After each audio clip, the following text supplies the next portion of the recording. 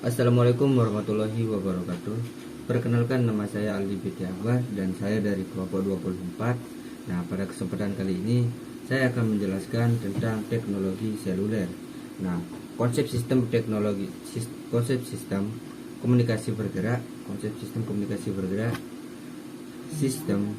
sistem komunikasi yang memberikan layanan jasa telekomunikasi bagi pelanggan bergerak di mana daerah-daerah layanan dibagi-bagi menjadi daerah yang kecil-kecil yang disebut sel atau cell.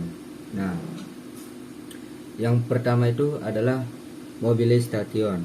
Mobile station ini yang digunakan dalam WCDMA bersifat portable dan memenuhi persyaratan dan pelayanan multimedia. Nah, yang kedua itu basis station. Fungsi utama dari basis station adalah untuk memberikan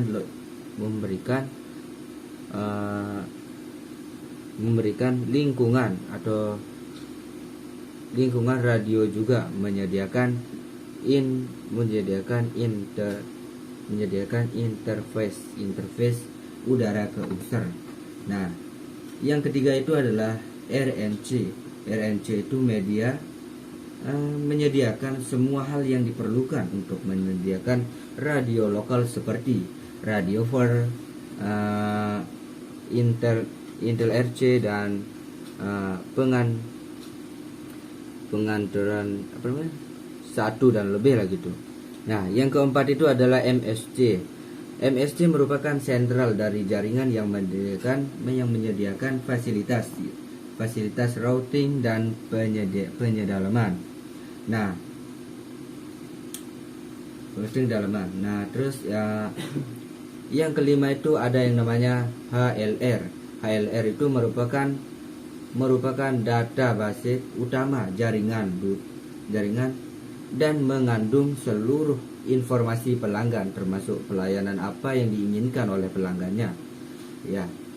Nah, yang kedua, sejarah perkembangan teknologi seluler dari 1G sampai ke 5G. Nah,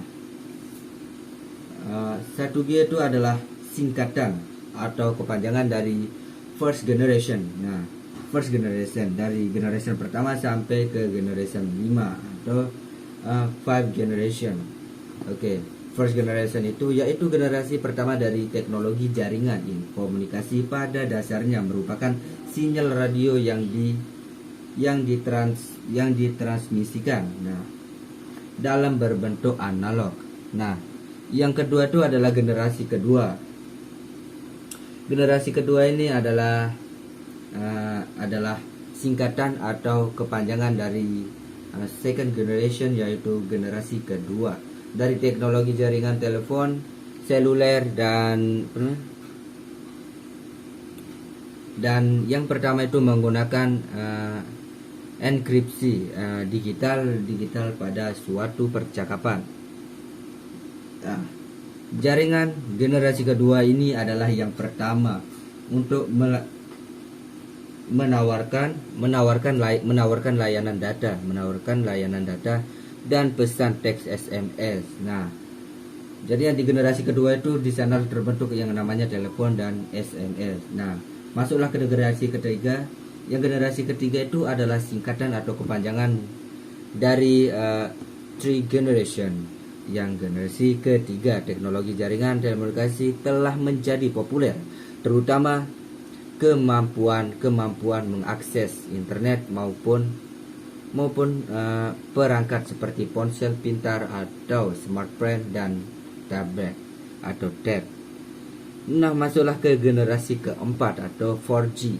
Adalah singkatan dari instalasi dalam bahasa Inggris fourth generation atau generasi keempat. Istilah ini umumnya digunakan mengecapan pada perkembangan teknologi telepon seluler. 4G merupakan pengembangan dari teknologi teknologi 3G atau generasi ketiga sistem 4G akan dapat menyediakan solusi IP yang berpositif di mana suara. Nah, yang terakhir itu ada generasi kelima. Generasi kelima itu adalah adalah nama yang digunakan dalam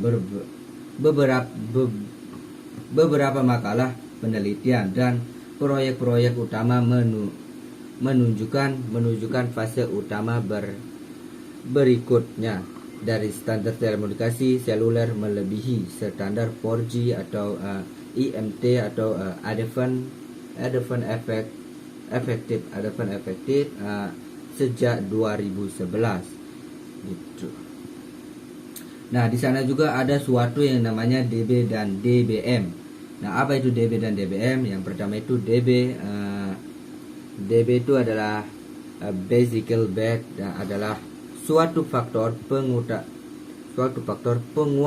penguatan jika nilai positif dan kelemahan atau rendam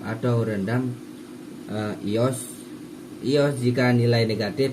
DBW dan DBM adalah suatu level daya dengan referensi daya 1 watt. Nah, di sana juga ada properti. Nah, mungkin itu aja dari saya, dan setelahnya kita akan melakukan gimana cara penelitian atau gimana cara kita mengambil sinyal pada tower-tower terdekat kita dari telekomunikasi atau ponsel kita. Oke, baik. Pada kesempatan kali ini saya akan menjelaskan gimana cara pengambilan sinyal atau data. Yang pertama kita lakukan itu dan pada kesempatan ini atau percobaan ini kita memerlukan ada 3 aplikasi. Yang pertama itu Earth dan Ovini sinyal dan Genetric. Nah, apa itu? Nah, yang pertama kita perlu lakukan itu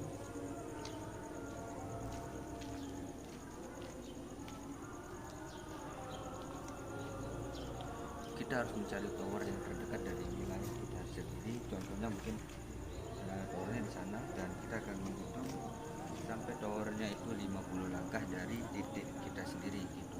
Nah, setiap titik yaitu setiap 10 langkah kita harus menghitung dan 1-2 untuk pengambilan data yang kita dapatkan dari tower gitu. Nah, pada kesempatan ini kita itu menghitung jarak jauh tower dan jarak dekatnya tower gitu.